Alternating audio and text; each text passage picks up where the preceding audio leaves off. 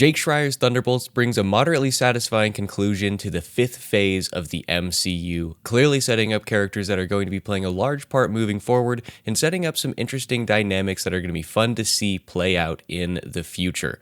I'm Brennan Sem for the New Wave Nerds. I'm joined today by my father and co-host of the My Father Before Me segment, Tory Sem. Like and subscribe down below for more nerd content and commentary. Now let's roll the intro.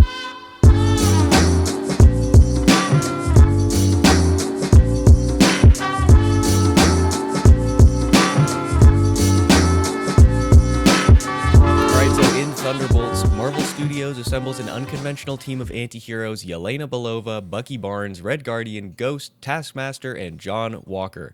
After finding themselves ensnared in a death trap set by Valentina Allegra de Fontaine, that's a long name, these disillusioned cast-offs must embark on a dangerous mission that will force them to confront the darkest corners of their past.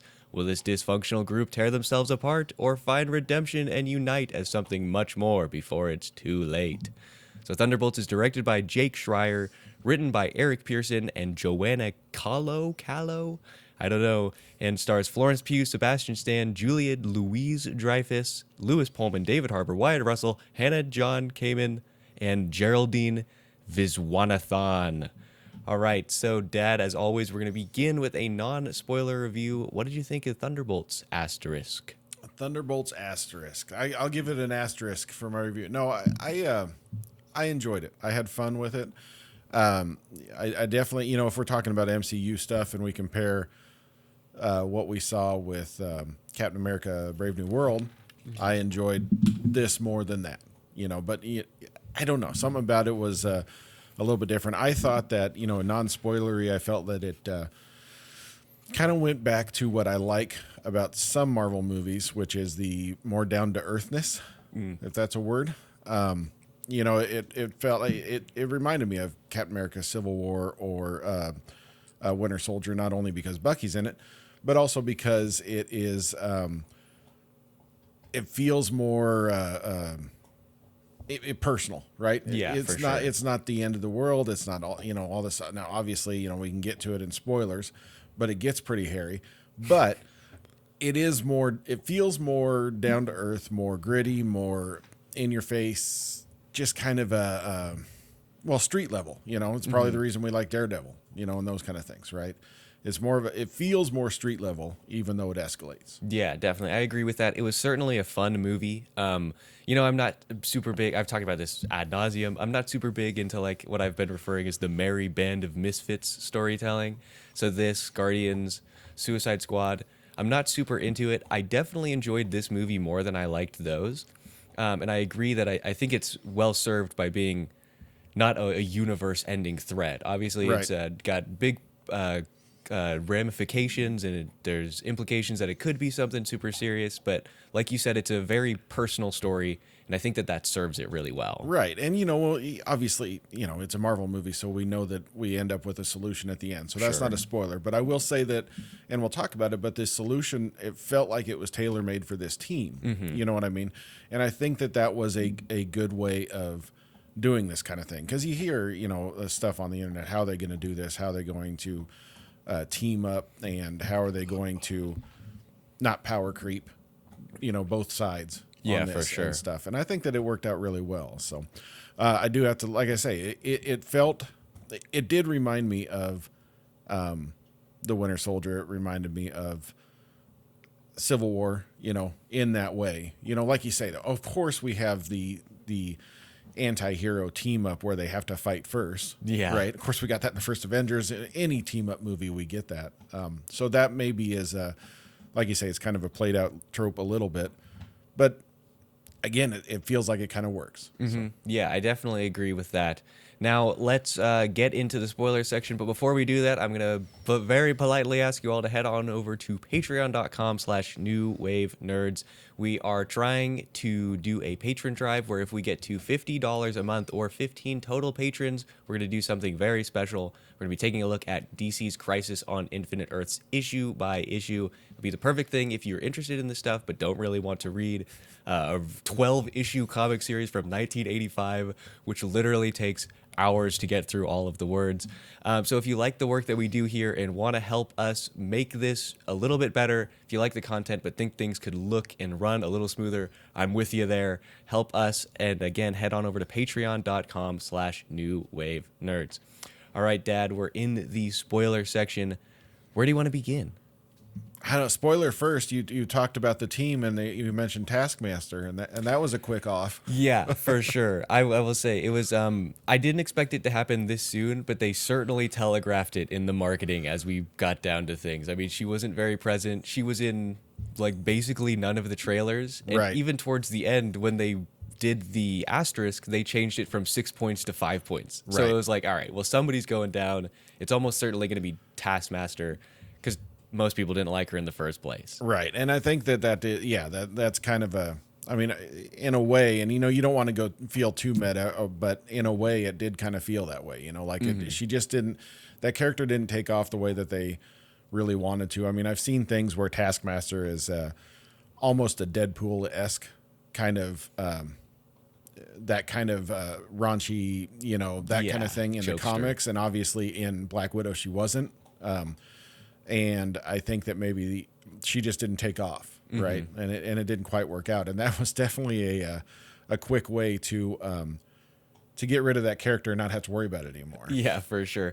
Well, and Taskmaster is one of those characters that like I don't necessarily have a huge affinity for, but it's definitely like a concept that I think just works better in comics than it does to the screen. I don't know if it translates well. The idea of like somebody who can observe their enemy and in 30 seconds completely replicate their fighting style, and even to have a character who, I mean, literally just copies the things of other heroes. Like she's got a bow from Hawkeye and a shield from Captain America. I just don't know if it translates to the screen that well. Right. And it's kind of, I'm sure that if we went into it and we got into the weeds of it, a lot of the fight scenes, the choreography and stuff, I'm sure in that instance, the choreographers are taking actual choreography from other movies in order to, really put that out there. And I do have to say, yes, it makes for kind of a fun, hand-to-hand combat. And anytime you're dealing with that, when she's up against, not Patriot,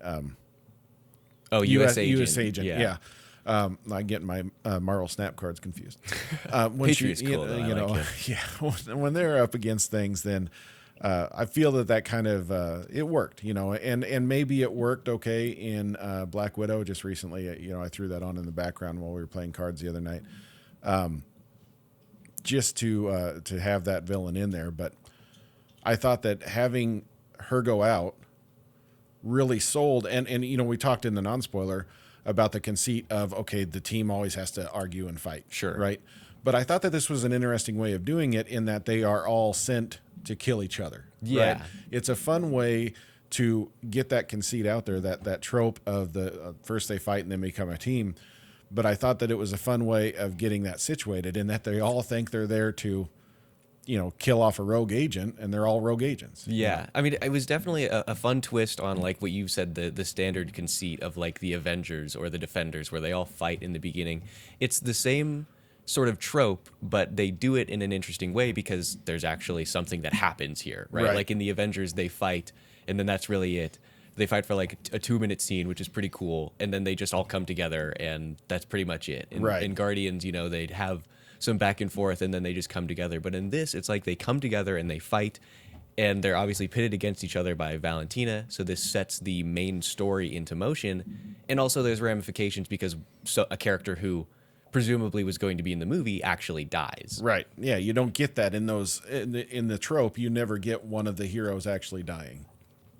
Right. But Well, and I think it served two things besides the fact of getting rid of a character, giving you that dramatic edge, but also it gave us a look into, I guess, White Widow, we'll call her. It gave a look into her because she just kind of wrote it off as, she had a hard life, she killed people, now she's dead. Yeah. And that kind of, I think that kind of shows you her character right off the bat, where she is, disassociated from this life a little bit, Well, and so that actually leads into something that I think is I think it made for a good movie, but it's not what I would have wanted. In that this is basically just a Yelena movie. I mean, this is Right. essentially a Black Widow sequel.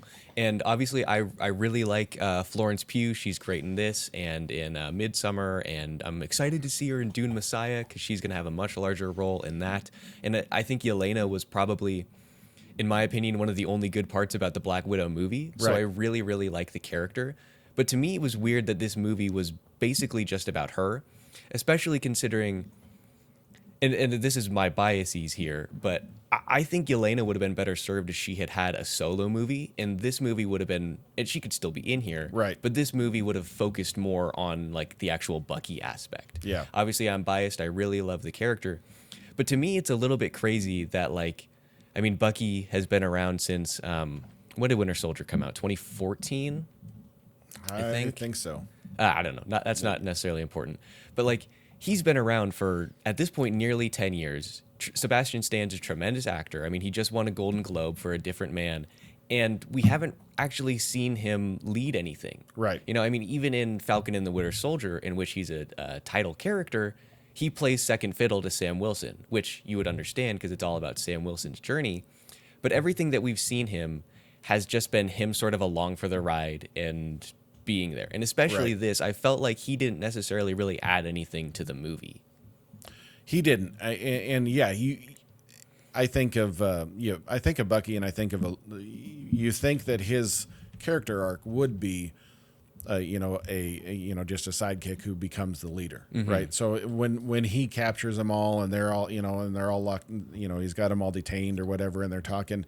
It sure feels like, yes, he should be filling the role of leader. Of course, he's got the military experience, so does U.S. agent, but that's beside the point. So I could see where, this congressman or whatever would come in and start taking over. But you're right. It definitely was focused more on her. But I think that the impetus for that, or the reason for that, I think, is because that was probably the easiest, because Bucky's kind of past his stuff, right? Sure. We saw it in Falcon Winter Soldier. In theory, you never know when we need that drama back. But she is Still working through it. Yeah, we saw her in Hawkeye, right, she was and great that in sort that. of thing, right, and that kind of thing. But you can tell right from the beginning, like you say, that it's going to be focused on her, because the first thing she's talking about up on the roof of that building is the void, and of course, that's obviously that Sentry nod right off the bat. Just trying to point to that kind of thing. But you can tell that she's the character that they want to, attach that to. And because she's probably the easiest one to do that with, right? I mean, we talk about the other characters on the team. Red Guardian, of course, is Red Guardian, a comic relief. But Yeah, we for talk sure. about Ghost. She, Ant-Man and the Wasp or whatever, she kind of had her thing, and they kind of fixed her a little bit. I think at the end of that was what the story was. Yeah, more or less. But she doesn't have that trauma necessarily. In fact, they never even show what she kind of saw in her, or anything like that, what she had to work through. Yeah, the shame rooms. Yeah, there you go. I agree. So it's obviously clear that like the theme throughout this is obviously, an internal struggle with depression or whatever. Right. It would have, and again, I understand that Yelena is like your POV character. She's far and away the strongest member of the cast.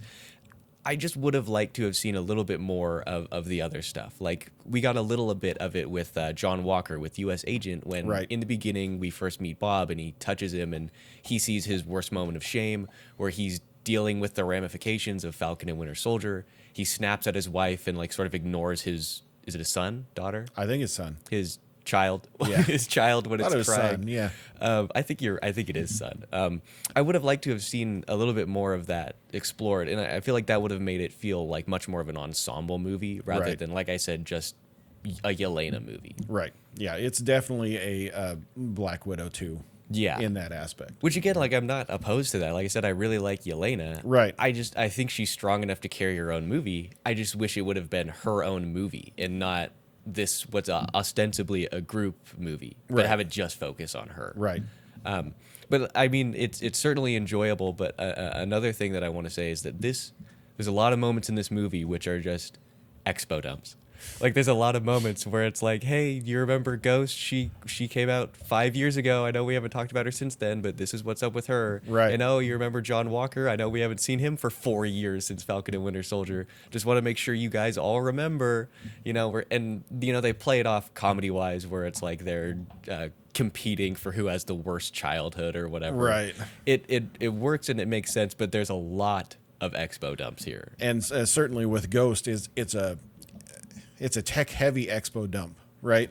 I mean, John Walker, yes, we know he was a soldier, he was Captain America, and then he killed a guy. That's kind of easy to say, right? Yeah. That's kind of easy that rolls off. But when you're Ghost and you have to explain that, you had quantum particles from when you were a kid and it exploded next to you and all this, and then you become a black agent or black ops agent, and stuff. Yeah, I was locked in a room, made special science to make sure my body didn't disintegrate. Like, was, that, again, that kind of throws things off a little bit. And I do have to say, I like that actress, that Hannah John-Kamen. Yeah, she's good. So there was a show on Sci-Fi Sci-Fi channel that was, it went for multiple seasons. I had it back when I used to watch TV. Killjoys it was.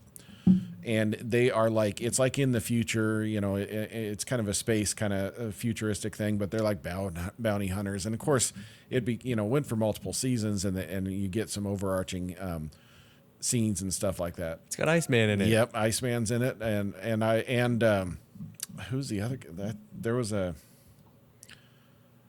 nope, I was wrong. I was thinking it was the guy who was on Dark Force, or the who's the guy we're Dark Force? No, the Star Wars game. Force Unleashed. Force Unleashed. Sam Witwer. Sam Witwer. Yeah, I thought it was him, but it's a guy who's very similar to him. But anyway, so she was on that, and I knew her from that, and I remembered from Ghost or from Ant-Man and the Wasp. That I enjoyed that actress from that, and remembering watching that show. I think that maybe there could have been some connective tissue at some point. And obviously back when Ant-Man and Wasp came out, they didn't have Louis-Dreyfus. Right. It would have been great because we knew at the end of Falcon and Winter Soldier, she grabbed our U.S. Walker, agent. yeah. We knew that she was talking with Yelena, at the end of Black Widow. And then I think Hawkeye. She comes in Hawkeye too, right? Because this is a post-credit scene of Black Widow and that kind of thing. But there was never any... I don't remember any mention of Ghost. Yeah, right? no. It was sort of just the type of thing where they're like, we want to include this character because it makes sense for a Black Ops team. Just accept that she's a former agent. Right. Well, and like they say in the movie, what are all our abilities? Well, we punch and kick people. So yeah, and that's what this character does too. So yeah. So there is one thing about obviously Julia Louis-Dreyfus is great. She's really fun as the Contessa in this. There's one thing that just doesn't really make sense to me though. How does she not know that Bob was still around? Because he's in the vault. His body's in the vault. How are you unaware? Like, I guess maybe it's a type of thing where it's like they put his dead body, like his corpse in there. They must have just assumed he was dead or just in some kind of, but you're right. I mean, at what point, what is that box has to be doing something to keep him alive, I would assume. Yeah. Right. Well, yeah. Cause it's not like it's just a dank void. I mean, like, how long was it in there? Like, it didn't strike true for me. I think it would have been better if she wouldn't have been as surprised that he was alive as much as we knew he was down there and that incinerator was supposed to get rid of him. Yeah. Like, oh no, he got out. Right. Yeah. That would have been. And that's kind of where I thought they were going to go with that. To get that in on that subject. I mean, it was here's an interesting way to play that up. And I know that you followed a lot more with Sentry in the comic books and stuff. But is it following that? I think we kind of discussed it a little bit, but I'm not 100% sure like quite how his origin works out. I don't think it's the same. It's not Valentina who like sort of creates him. It does stay true to the fact that like he is basically this Superman analog who deals with this internal conflict between the void. And speaking of, I did like the way that played out. I really like the effect of like when he brings people into his shame room or whatever. Like it like harkens back to like the like Atomic Blast shadows or whatever. Yep. The only complaint is that I wish they hadn't shown us that in the trailer. I wish we hadn't seen that, because if it had just been shown in the movie, it would have been so cool. Like, it's very impactful when you see that, and all of a sudden, like the most impactful one, of course, is when they're saving the little girl. Oh, and all of a sudden she just whoop. That was great. Yes. Yeah. Again, yeah. If you had not done that in the trailer, like, that scene would have been like, oh my god, this is an 8-year-old girl. I really like that effect. And again, so that was where I was talking about when we were going non-spoiler. It's like, okay, so we've got a, and I'm more into the street level stuff, which, he's turning people into powder on the street or whatever. Sure. Or shadows, I should say. But it is kind of an overpowered thing, right? But I think that the way that they got that all worked out worked, right? Yeah. I think that the way that the solution to all of that worked out, and like I was mentioning at the beginning, I think it's only this team, and I think that's the point. You're bringing in all these broken people, and they're the only one who can help another broken person, right? It's one of those things where maybe the Avengers couldn't have stopped this guy, because they can't relate to that, they can't help that out, and I do like the way that they did that, and then they conceptualized it with superhero stuff. They had to punch walls, you know, and that kind of thing. But I think that it worked out well. Yeah, I think you're right. I don't know if anybody really could have dealt with this. The only people I think could have are probably Sam Wilson, because he's obviously, he ran like a soldier's, I don't want to call it a therapy. Yeah, no, I think that's what it would be. Yeah. Right? Support group. Support group. Yes. That's the word. Or obviously Steve Rogers, because he did the same thing, right? Based off of Sam. Or Spider-Man, because he's dealt with his own, trauma and stuff. Obviously, spoilers for a movie that was like 3 years ago. In No Way Home? Yeah, No Way Home, Aunt May dies. Right. He's lost Ben. He lost his parents. He's the only one who's gone through that tragedy. And on that note, really quick, I was going to save this to the end, but we're talking about it now. Spencer in the movie at one point was like, well, where's Spider-Man? And, half jokingly. And well, it is in New York. Yeah, well, it got me thinking, like, oh man, so obviously, he's not going to do anything in this movie, but a good way to begin the next Spider-Man movie, in my opinion, is to start it out like where he's in his shame room, and we actually get to see the moment where Uncle Ben dies. Right. Right, because, obviously we haven't seen that yet. We haven't seen Ben at all, except for Madam Web. And well, that don't count. And that's such a fundamental aspect of the character. I would like to see, like, Tom Holland, Peter Parker dealing with, like, sort of the same scene that we see in the Sam Raimi Spider-Man movie, where he lets the guy go, and that's the guy who shoots Uncle Ben, and him dealing with that shame. Right. I think that would be really cool. Well, and I think that this is the way it goes in the comic too. But he's also got the shame of, doesn't he kill the guy, right? Or no, because no, Sandman's his accomplice, but he, I think that at least in the Sam Raimi movie, doesn't he let the guy fall and die? Yeah, he does. I thought that mirrored the comics back in the day and of course it's probably been redone multiple times. Oh, sure. So who knows? But yeah, you've got that aspect that you could kind of pull that in and really show that off. But you got to wonder, is the MCU going to say that Uncle Ben is Peter's shame, or is it something about, not having a connection to his friends, or something like that? Yeah, yeah, that could be too. But then again, he did that to save people. Who knows? Yeah, this is a whole thing. I don't know. I'm excited for Spider-Man 4. Oh, yeah. I don't know. I'm nervous for it, too. Obviously, like we were talking about, we like street-level stuff. I want it to be like a redux of Friendly Neighborhood Spider-Man, but with, some more impactful villains. Right. I don't know. I'm gonna start talking about Spider-Man. Well, before we get too far off Sentry, I did want to note that I like the actor for Sentry, Louis Pullman, which is the son of Bill Pullman. Oh, I didn't know that. The president from Independence Day. Yeah, so. Spaceballs too, right? Yeah, Spaceballs. You bet. That's the only thing I remember some classics in the nerd world. Yeah, I thought he was good. It felt like he just, especially in the beginning, he didn't really necessarily have a lot to work with. And, originally they had cast, I don't remember how to say his last name, Stephen Wen. I think it's Stephen Ewan, yeah. But I really like him. I think he would have been really, really good. Yeah. Obviously, he had to leave because of scheduling conflicts from the strike and stuff. He would have been great. But, yeah, Louis Pullman is good. Yeah, he does a good job. And I do like at the end, he's just kind of hanging around in the whole, well, I did the dishes. Yeah, and I mentioned to you, he's reading, I have the book. It's not on this. It's on that bookshelf, but it's The Creative Act by Dave Rubin. Well, there you go. It's fun. It's anyway. I'm not going to go into it. On the Sentry, I also on his actual reveal as the Sentry and not just Bob. I respect the fact that they went with like a mostly comic accurate suit, but Right. like MCUified. I respect that, but I don't really like it. And I think the part of that is because they wanted to build up the thing where it's like, state sponsored focused group kind of stuff. I think that they're looking at it almost from like a, Homelander on The Boys, right?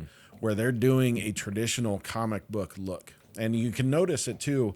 Valentina bought the Stark Tower, which became Avengers Tower. It is now the Watchtower. Yeah, lots of towers. And lots of towers, but she's also got gold.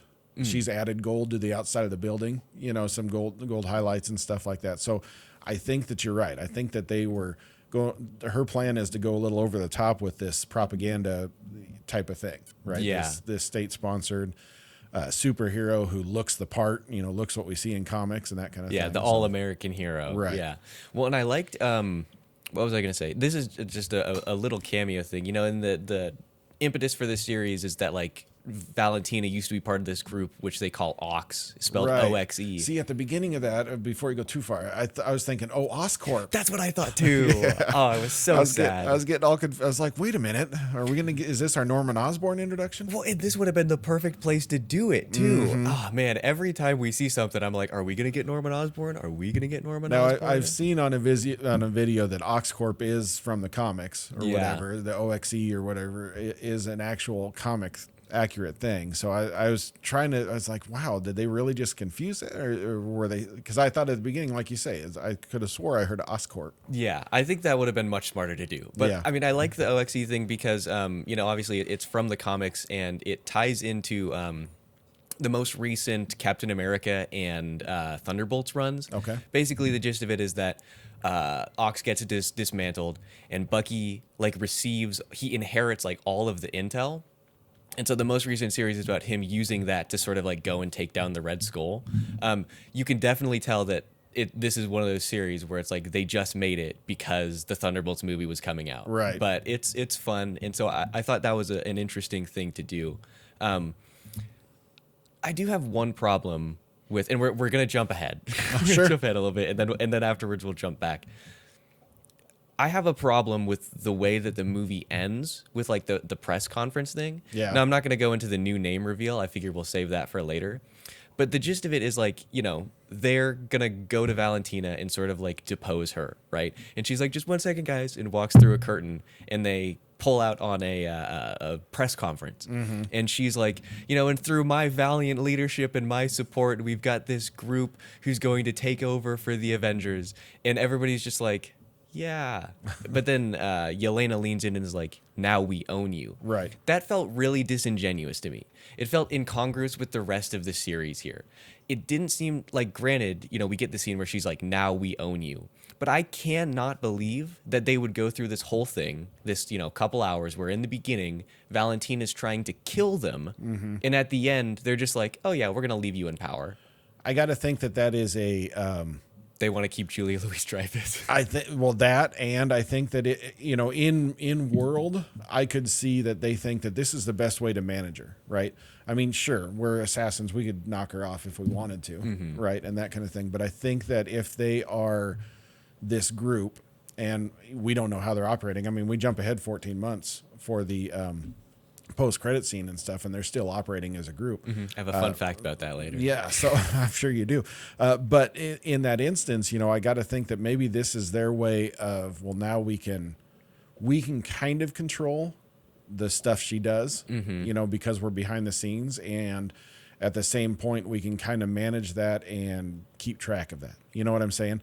They've got an inside track to keep track of what she's doing. Mm-hmm. Even if she starts going off the rails and doing something secret behind their back, they can do that kind of thing, right? Yeah. And maybe that's easier. And of course, like you said, it's because Louis-Dreyfus needs to stay around. Yeah. Yeah, I'm kind of curious about that too. Yeah, and I sort of get that from a narrative perspective, but it doesn't. I think if you're going to do that and you're going to keep her around, then in the beginning, I feel like you shouldn't spend so much time trying to get rid of her, right? Because, I mean, obviously, the reason that Bucky's involved with this at all is because he wants to impeach her and get her removed as director of the CIA, mm-hmm. right? So it's like, especially for him, Like maybe if he weren't involved in the movie and it was just everybody else, I could see Yelena being like, now we own you. Right. But I find it hard to believe that Bucky would go through all this and then be like, yeah, cool. We'll just leave you as the figurehead. Right. Whatever. It works. Yeah, and I think you're right. I think it's going to come down to if we get a Thunderbolts 2 or something like that, what we see that structure a little bit, or in future movies, Secret Wars, something like that. You know, we've got to is it Secret Wars, Secret Invasion. Secret Invasion was a show. That was a show, yeah. Secret Wars Wars is the 2 Avengers movies from now, because we got Doomsday first and then Secret Wars. Yeah, it was just weird. It was weird that like I would have expected Yelena to be like, we own you now, and then Bucky to be like, no, move, you know, because it would further increase the point that like these guys don't necessarily really get along. They're not like a tight knit group. So for her to be like, we own you, and then Bucky to be like, no, she's gone, and then for him to stand up and be like, this is her fault. I'm the leader of this new team or something. And he's got the clout. Obviously, he's been around before, and you keep the sort of vague idea that this is again sort of like a state sponsored team because he's a congressman. Right. Yeah, I can see where we are curious about that. I think that, and maybe and again in universe we got to look at Bucky. He was a little awkward when he was talking to the press. Yeah. So it's one of those things where does he want to be leader or something like that? What do you think? And whether he really wants to take over. Yeah. You know what I mean? Well, he just wants to sit there and do his thing. So, and they definitely do telegraph it in the beginning because Yelena's like, hey, I want one last job and then I want something more public facing. Right. So it makes sense that she would be the one who's like, we own you now and become the de facto leader. Right. Yeah, it was just weird to me. Like, Yeah. And again, like I said, when I watched that, the first thing I thought was the new name thing, and then the second thing I was like, okay, well this is clearly just because they want to keep Julia Louis-Dreyfus, right? Which I understand. Yeah, it definitely it reeks of signing a contract under duress because it sure feels like we escalated from we're a team. Okay, we can save we can save the city. Okay, now we're a team that loves each other and we're going to work together forever underneath the person we were trying to kill. Yeah. It's definitely a quick escalation of that aspect of things. So, yeah, and I will say that the movie does a decent enough job that I am excited to see this crew in the future. Right. Whatever that is, presumably Doomsday. I'm excited to see them interact with stuff. You know, obviously, we'll talk about this a little later, but in the post-credit scene, there's already drama forming with Sam Wilson and his team. Right. And I think it's going to be really interesting to actually see the dynamic between Bucky Barnes and Sam Wilson after this. I think it's going to set up some more fun interactions, especially after how we saw their relationship evolve in Brave New World, where they're like homies. Yeah, because they definitely, and yeah, we had the little, well, that's when we found out Bucky was a congressman in Brave New World. He was running then, I think. Right. So, I mean, your timeline straight. Oh, was he? I thought he called him congressman. Maybe it was a jab or something. I thought in the hospital, he was like, I got to go do some campaign event. I could be wrong. I don't know. I have to. I mean, I haven't rewatched Brave New World since I saw it in the theaters. But I think that, yeah, there could be a little bit there. There could also be, and in my head, I'm thinking, is this just a joke? I mean, would Captain America really be worried about trademarks, and that kind of thing. So that's where I'm kind of curious as to whether that is just something played up for laughs or if that's actually a thing, or if that's Valentina behind the scenes trying to mess things up, muck about with stuff. Who knows? Planting seeds. I do think it's going to set up it probably not going to do this, but I think it could set up another movie with a really cool name that harkens back to a classic comic series post Civil War, Secret Avengers. Yes, and is that Battle World? No, when's Battle World? Battle World so it's after the 2015 Secret Wars, which is the one that the Secret Wars movie is based off of. Okay. Written by John Hickman. The Secret Avengers stuff is after the first Civil War, which happened in 2006 or something like that. So yeah, after that, there's two Avengers teams, one of which is actually led by Luke Cage, which is really cool. He's a great leader. And then obviously the state-sponsored, I think their series is called The Mighty Avengers, which I have the omnibus of over there actually. And that team has Sentry on it. Sorry, it's my all brain's going over crazy. the place. Yes, there's connections everywhere. Yeah. So now I think we've waited long enough let's talk about the name. So the movie is obviously Thunderbolts asterisk, and forever they had said that, oh, the asterisk is going to be explained in the movie, Right. And the question was always like, why are they called the Thunderbolts?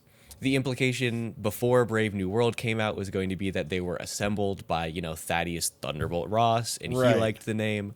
But in this, it's even more pointless than that. It is just the name of Yelena's elementary school soccer team. Right, It's because they never won a game. They never won a match. and one of them pooped their pants. I hate that so much. I hate that because, okay, so here's the thing, is that it's stupid, first of all. Right. Just to be like, we're going to, basically call ourselves after a stupid soccer team. And then you realize that it's literally just because they wanted the marketing. Right. Like they wanted their Suicide Squad team and they wanted to give it a fun name. And so the Thunderbolts was the closest thing there. That's so dumb. I think that, and I don't know, obviously Thunderbolts is from the comics, right? I mean, obviously there's Thunderbolts comics out there even before years, right? Yeah, 90s. So I know that they've got the Thunderbolts there, and I think that maybe this is just a fun way of getting that name out there without it being, because like you said, I assume that there was a Thunderbolt Ross connection, or they're making fun of the fact that he's in prison now or something like that, right? That was in my head what I was thinking about going into the movie. But yeah, it is just I don't know. To me, it's more fun because it comes from, and it doesn't even come from, it doesn't start with, it doesn't start with Red Guardian, because Yelena says it first. Yeah. Right? Yeah. Yeah, and he's like, did you name him after your soccer team? Right. And I don't know. I thought it was fun. I thought it worked. It was a good gag. Yes. It was a fun gag. But again, it's one of those things where it's like, it's a fun gag, but again, you're just taking the name of something that is actually really popular. Right. Like Thunderbolts was incredibly popular when it came out. Like you mentioned, it's from the comics. It started in the 90s, and it happened, I think, after this massive event called Onslaught, Okay. which I'm not going to go super deep into. But it ends up that most of the world's heroes, the Fantastic Four and the Avengers, are like disappeared. They're just gone. Right. Because, they have to save the threat. Obviously, they come back. They're in a pocket dimension from Franklin Richards. Not important.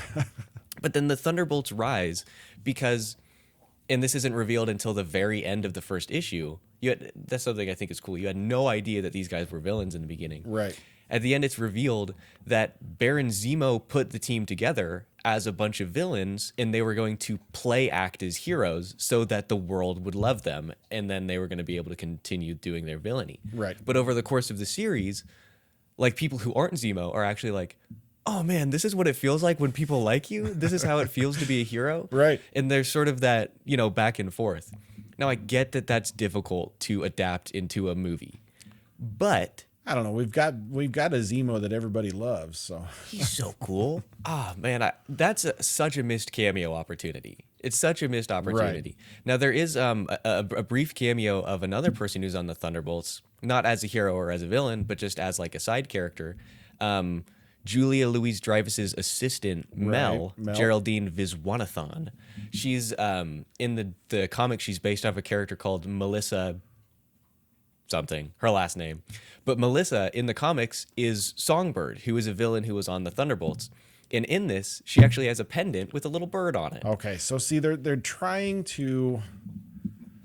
It stinks of some of the movies back in the day that were really trying, and you kind of get this in the Batman movies a little bit, the Christopher Nolan ones, where they were trying not to be comic book movies. Yeah. Right. They're trying to explain away all this stuff we see in comics, and they're just taking the general idea of everything and running with it. Right. It's like, I don't know. I'm sure you've never seen this one, but Shaquille O'Neal had a movie called Steel. I've seen the poster. Okay, yeah. and that it was looks amazing. Based off, I think, and I could be wrong, but I think that is the impetus for that is, Death of Superman, the Steel Superman. Yeah, John Henry Irons. Yeah, John Henry Irons that shows up. They just took the character and then made the Shaquille movie, right? And you got to wonder if it's that a little bit, where we're just going to take these concepts. We've got Thunderbolts, we've got the, and enough of it. We've got Watchtower, which actually isn't Thunderbolt Tower or anything like that. It's Sentry's Tower in the comics. I saw that in some of the trivia. And we're just going to run with that. We're going to run with all the little nods that we can, even though they're not super comic accurate. Yeah, that's another. You mentioned Thunderbolts Mountain. That's one thing that I would have liked for them to have revisited at the end. It makes sense again thematically with Valentina and stuff for them to be located at Avengers Towers, and obviously like public perception and stuff. But I think it would have been cool if they had gone back to the vault where Bob was imprisoned, and they're like, no, we're taking this over. We're going to make this a place for good rather than a place of Valentina's machinations, and called it Thunderbolts Mountain, which is their base in the comics. Right. I think that would have been fun. Well, I feel like if they want to stretch out if they want to do the Zemo version of Thunderbolts, maybe we do a Rocky 3 where we find out in Thunderbolts 2, and I'm throwing out a bunch of numbers, so we've got a lot of math. We find out that the Thunderbolts have been fighting all this crime or whatever and solving this issue, but they've all been setups by Valentina, make it easy on them, so they look like heroes. And then we realize in reality, all this stuff behind the scenes is Valentina feeding them information about people that are maybe criminals, but maybe whatever it is, it's working for Valentina's end, you know, and stuff. And maybe we come back with that in the next one. I would like that. I would like that a lot. I think that would be fun. And that gives us another opportunity to introduce a character who should have been... This is the second movie that she should have been in this year. Sharon Carter. She should have been in Brave New World, and she should have been in this. The fact that she's not in either of them doesn't make any sense to me. No. But it would have been cool to just have a brief cameo where Sharon Carter is like in a contact for Valentina. Right. Because she's obviously sort of broke bad a little bit following Captain and a Falcon and Winter Well, and Soldier. at the end of Falcon and Winter Soldier, she's back in the CIA, right? Even though she's still running her little business, her side hustle. Yeah. Yeah, I don't know. That's such a missed opportunity, and she's good. Like, granted, she doesn't show up a lot in the movies or shows that she's been in, but she's a good character. It doesn't make sense to me why she's not in this at least a little bit. And it makes zero sense that she's not in Captain America Brave New World. Right. But this isn't the review for that movie. And also, another thing, one reason that I thought she was going to maybe have a cameo appearance in this, in that the 2023 Thunderbolts miniseries that I was talking about a little bit ago, she's on the team. Not as Agent 13. She's taken the mantle of like the Destroyer or something, and she's got like an energy baton or something that just annihilates people. Excellent. So I wouldn't have liked it like that, but she's in that series, so I was like, oh, maybe we're gonna get a little cameo appearance of her here, but no. Or this is another good, if you don't even want to include her in the actual movie, instead of the middle post-credit scene being David Harbour in a grocery store, trying to get somebody to buy Wheaties, right? Why don't you have like the middle credit scene of like Valentina talking to somebody on the phone, and like we see her sort of continuing her machinations behind the scenes, so we get the sense that like, sure, she's public facing, and sure, she's a little scared of Yelena now, but she's still doing her same stuff. Well, and that's leading into the villain is the lead of the team, right? Or in charge of the team, right? And what was her? I can't even remember now what her name was in Falcon Winter Soldier. Her arms dealer name. It was something. The Fixer. Fixer. So, yeah. They could have made some kind of mention. We'll grab the we'll call the Fixer. Let's get this done, or something, like that. But. Yeah. Well, and that would have fixed a problem that I've had with a lot of the recent Marvel Studios stuff. Is that like, man, most of post credit scenes don't matter. And granted, that's because they make a movie and then they've waited 6 years to make a sequel to it. Right. But like most of them don't really matter. Like this post-credit scene, the second post-credit scene, which we'll probably talk about a little later, is the only one that I felt like actually really mattered in a while. Yeah. Because it directly leads into the next main movie. Yeah, and it's decent length. It had some content, some stuff to it. You said we'll talk about it later, but we're talking about it now. It had something to it. It wasn't, the whole shawarma thing is fun, right? But if we think back to Avengers, you almost would have flipped those, right? You would have had the David Harbour trying to sell Wheaties at the end, because that's the thing that's in there. But I wonder if people have been complaining about sticking towards the end just to see a one little second thing, or something. But it definitely had more to it. And I know that one of the post-credit scenes, and it says this is IMDb trivia, so I'm not sure.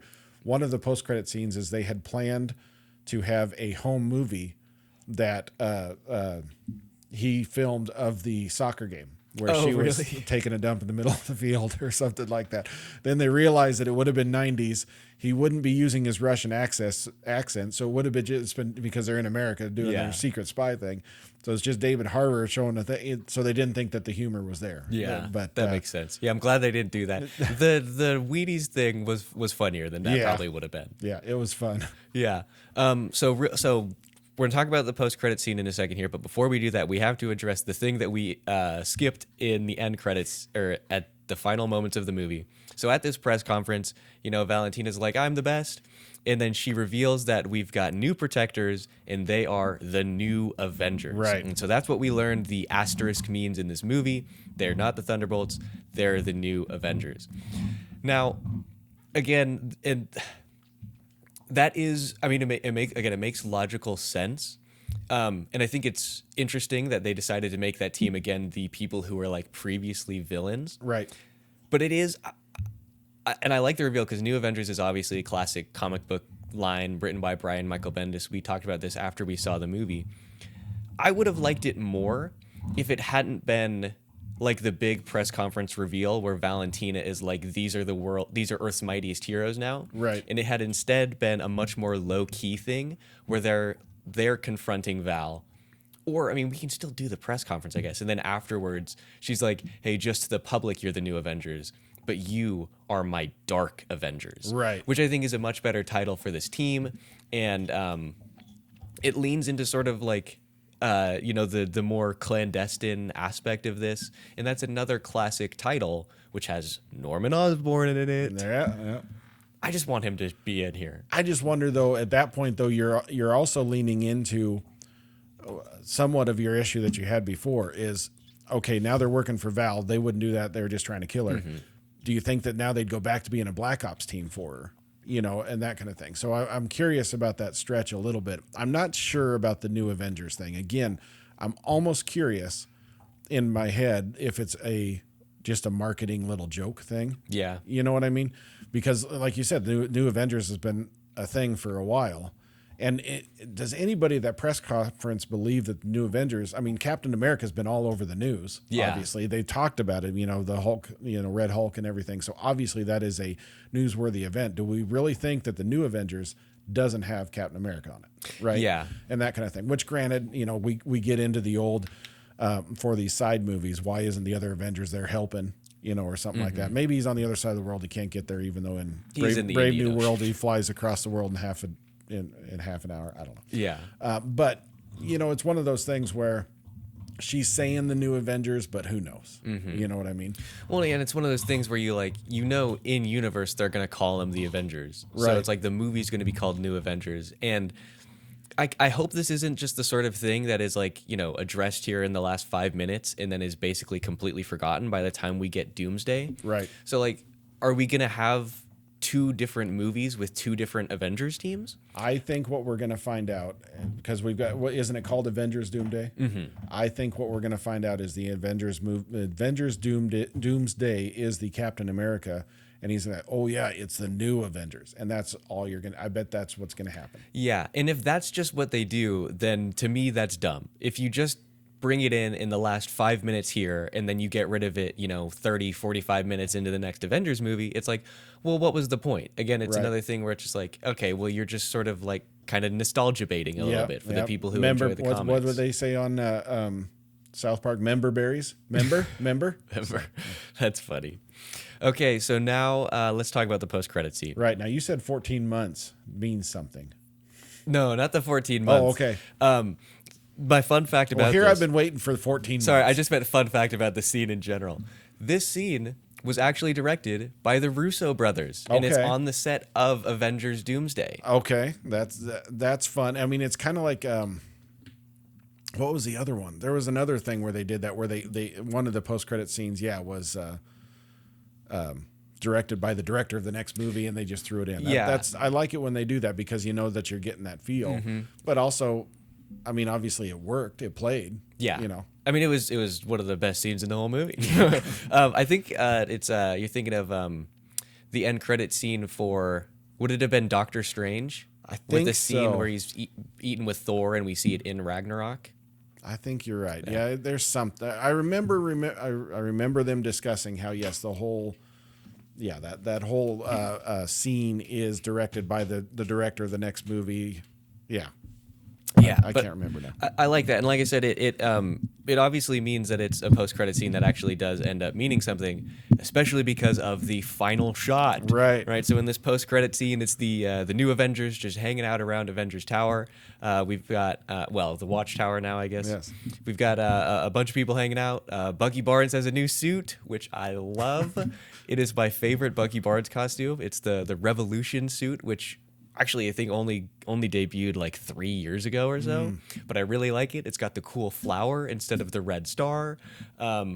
Anyways, it's dope. I'll have to look it up. I didn't notice it as much, but I'll check it out. It's really cool. And then we see there's an alert that comes over the thing, and it's an extra dimensional ship that is appearing, and it's in space. And the ship itself, the design of it doesn't really look that great in my opinion, but then it spins over. I think that it has the look of the movie. Yeah. Right? We've seen and we saw it, and I will say that when we went into this movie, the first trailer for Fantastic Four, this is the first one that I've watched all the way through. I haven't really been catching the trailers that much. I've been ignoring it so I can try and avoid spoilers as much as possible. I didn't watch any like the last 2 trailers for this either. Right. Or I haven't seen the most recent Superman one for that same reason. The movie's been ruined for me too many times from terrible trailers. But anyway, so the ship turns over and we see that it is the Fantastic Four symbol, and then it ends. Right. And I think that was, again, a really cool post-credit scene. It was. I love the lead-ins to the other movies. That always gets me excited, right? I mean, I think that it kind of ended. There was one of the Marvel movies actually had a post-credit scene that led into the Fox X-Men. Remember, it showed the scene of Mystique in the military base.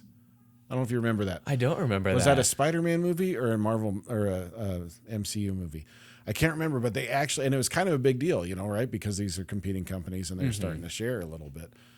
Where they actually, one of them was leading into it. But I've always loved that they are leading into these other movies. And I think that's the fun post-credit scene. I mean, obviously the Wheaties thing is fun, but I always like the amp up the anticipation.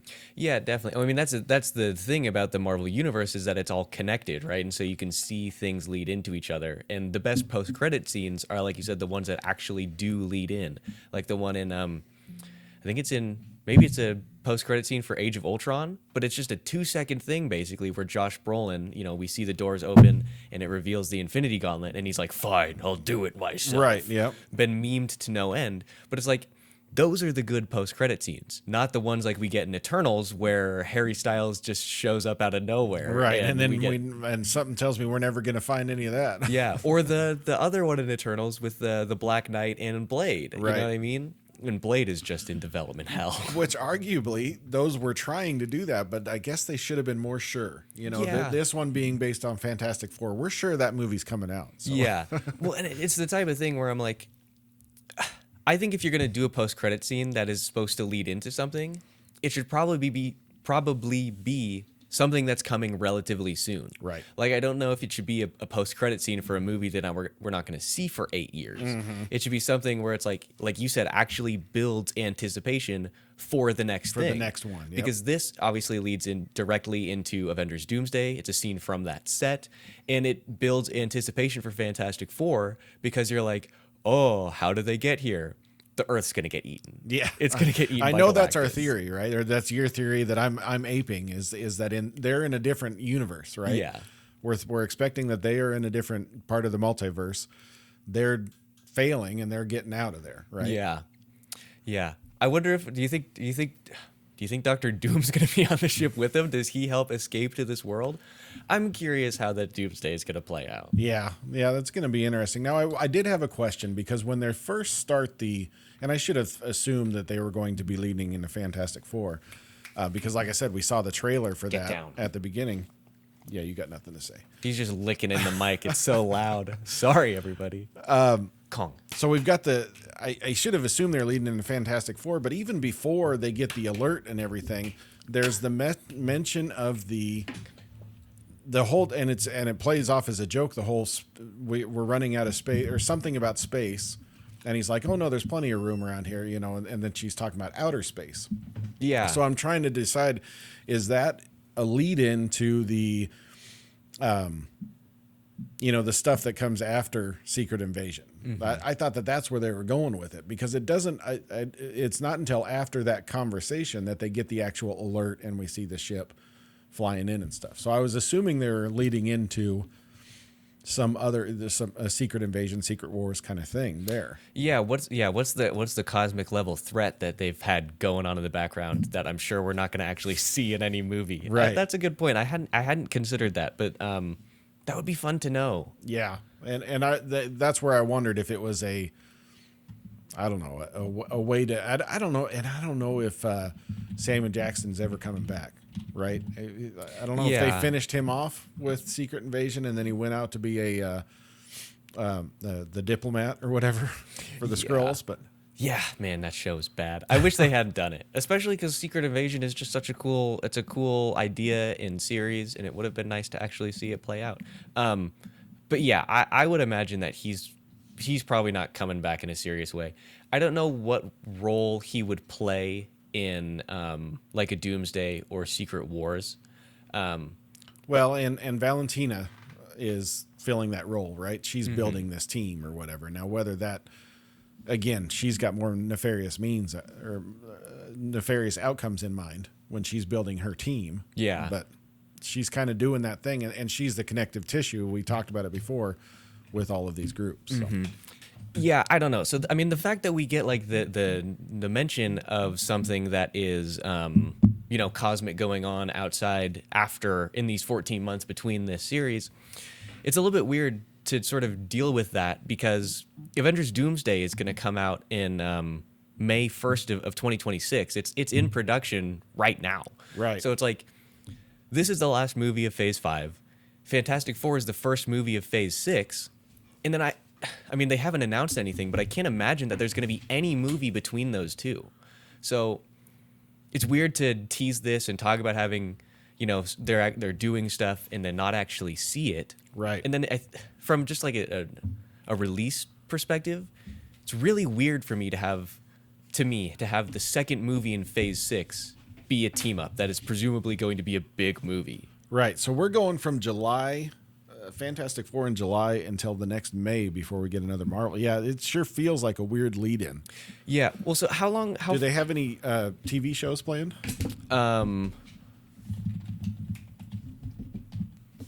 That I do not know. My other thing is I'm thinking have a busy slate of upcoming projects. This is the AI overview, so take it with a grain of salt. Avengers Doomsday, Spider-Man 4. Spider-Man 4 is after Doomsday. I think in June or July it said. Marvel Zombies, Ironheart might be releasing. Let's see. I don't feel that that's going to be a lead-in. Here we go. Wonder Man is December of 25. I thought that was a series, not a movie. And then... Well, the AI gets confused sometimes. Ironheart is that soon? June 24th of 2025? I don't really believe that. I think that's going to get delayed because we haven't seen anything for it, have we? Not that I'm aware of, unless they're really going under the radar on that one. Yeah. I mean, they definitely got. I mean, so they're Marvel TV is concentrating on Daredevil, and now they're concentrating on Andor. Disney Plus is concentrating on their Andor. Maybe they're holding off on to really push it and say, okay, here's what's next after Andor is over. Yeah. Okay. So I mean, I didn't realize that guy was going to be in it. The guy who plays Trevor Slattery. Oh, yes. I couldn't remember his name. Oh, that's right. He did live. But yeah, according to this Variety article, Wonder Man is the only movie that comes out between Fantastic Four and Doomsday. Okay, so there is going to be another Marvel property for tie-in purposes, at least. Which, I mean, I don't know. I mean, granted, a year is a long time, but I feel like considering the fact that we pretty much know Fantastic Four is going to lead directly into Doomsday, I think I would have liked a little more if they had done sort of what they did with Captain Marvel, where it's like Infinity War. Oh no, because we got Ant-Man and the Wasp between that too, didn't we? it's Infinity War, Ant-Man and the Wasp, Captain Marvel, then Endgame. Right. All right, so that comparison doesn't really track. We had a little bit more in between there. I think that the Fantastic Four, I think like you said, if we're going straight from Fantastic Four to Doomsday, obviously we've got, and I haven't heard if Doom's going to be playing much in Fantastic Four or if it's going to be a Galactus thing. Yeah. Right? I would imagine if we see Doom, it's probably only going to be in a cameo. Right. I mean, we got an expensive actor. So. Yeah, we're not going to pay Robert Downey Jr. for 2 movies. Well, probably 3, I guess. That's got to be the thing, right? Is the end of Fantastic Four is them showing up in the 616 or whatever they're calling the main universe. And then and then is Avengers Doomsday then, oh yeah, here's the guy and he shows up from his universe? I'm with you. I'm not sure where we're going with any of this stuff. I don't know. Well, and so okay, here's my thing. We'll have to rely on post-credit scenes. Yes. Now, obviously, we don't really know anything about Doomsday or Secret Wars. All we know pretty much is that Secret Wars is based off of, like I said, the 2015 comic of the same name. That's the one where Doom brings everybody from the different universes together into one. So spoiler alert, he lives from Doomsday. He does live, unfortunately. He brings everybody together and becomes Emperor Doom or whatever. It's weird to me that those two are like sort of broken up. Like, what is really the plot of Doomsday going to be where it makes it that Secret Wars doesn't necessarily feel like the same movie again? Maybe we're doing this all wrong and we've got the whole... we've got the DC Marvel crossover, and Doomsday is actually the death of Superman. Oh. Don't forget, we got a Superman movie coming out this summer, so we could have something there. That's true. Now we're cooking. I have fixed it. I mean, I guess it's probably going to be like a 2-parter thing where my worry is that like Avengers Doomsday is sort of going to be like a little anticlimactic because obviously if we're going directly off the comic, at the end of Doomsday, he's going to escape. Right. So my wonder is Doomsday about like the sort of just like a lead up to Secret Wars, like they're dealing with in the comics, it's like he has to detonate some guys called Molecule Men early or whatever. I imagine we're not going to actually see that guy in the series, but how do you make it in a way where it is a 2-parter, but it doesn't just feel again like a redo of Infinity War and Endgame? That's right, and I think that's what you're getting at is they're probably going to be doing something similar to that. It doesn't seem to be titled that way. Yeah. Right. I mean, obviously, we had Avengers Infinity War, and then we have Avengers Endgame. You know, and the title and then the subtitle pull them together, but we're not getting that at all with this. So it is kind of interesting. I just don't know where we're going with any of this stuff. Now, I do have to say, you know, pulling it back to, you know, a Thunderbolts review in this standpoint or a Marvel cinematic review, the past few movies have brought my expectations lower. Yeah. Right. And maybe that's why this one's so great. I don't. I'm sure I'm going to revisit it and rewatch it when it's on Disney Plus, you know, and that sort of thing. So maybe this movie won't hold up as well. Maybe it is just we're feeling better. You know, we're coming back a little bit. That little bounce back that I'm feeling on this. But with that in mind, I don't think that. I think if they continue that trend, I think we're going to be okay. You know, it's going to come down to how they keep playing with it. And I've got confidence in Russo brothers. Now, I will say what they recently have. Did you watch the Netflix thing that Russo the brothers Electric did? State? Yeah. I didn't watch it. It was acceptable. Yeah. But it wasn't what I would call, it wasn't Captain America, right? Yeah. But it had some fun. I would recommend watching it. I never say don't watch it. But Yeah. Good popcorn flick. Yeah. And it had some good parts to it, some interesting topics. So Yeah, I will say, outside of Marvel, the Russo brothers have been, you know, not necessarily as great, but all of their work inside Marvel has been really incredible. Wow. Even Endgame, which I don't like because of the time travel aspect, Right. is a really well-made film as far as superhero movies go. But yeah, I think Thunderbolts has done a good job of sort of resetting the anticipation, reminding us that Marvel movies can in fact be good. I think it's better than Brave New World, and I think it's probably better than Guardians 2. I think it's really enjoyable. I was talking to Shade after we watched it. I probably give it a solid 7 out of 10. I think it's pretty fun. You're putting it below Willow? Ah, that's right. I gotta rewatch it. If we're doing the My Father Before Me stuff, then you're marking it as a Willow. I'm gonna put this above Willow. I would, even though I love Willow. Let it be known. Yeah, I would say this is probably better. I like it more than the last Starfighter. Oh no, that one was your 8 out of 10, I think. Oh, was it really? I don't know. That was the only hit we've had. I don't remember. From My Father Before Me, I think. I don't even remember all the movies we've done for that. I don't know. But in any case, speaking of, go check out My Father Before Me. They're fun movies, fun reviews looking at classic movies. And I think, let's see, what are we doing? We're going to be back here Thursday to not talk about comics, but talk about games. Spencer and I are going to be discussing Marvel Rivals. And then we'll be back here next Tuesday for, I don't know. I haven't planned that far ahead. I was thinking it was going to be Andor, but then I realized that it doesn't end until One that more Tuesday. thing, speaking of Andor, that I have to say, depending on when you're going to get this out on the YouTubes, is May the 4th be with you. Oh, yes. May the 4th be with you. That's true. That dates this a little bit. That's okay. It's important. But yeah, so go ahead and like and subscribe. Comment down below. Let us know what you guys thought of this movie. And we will see you guys on Thursday.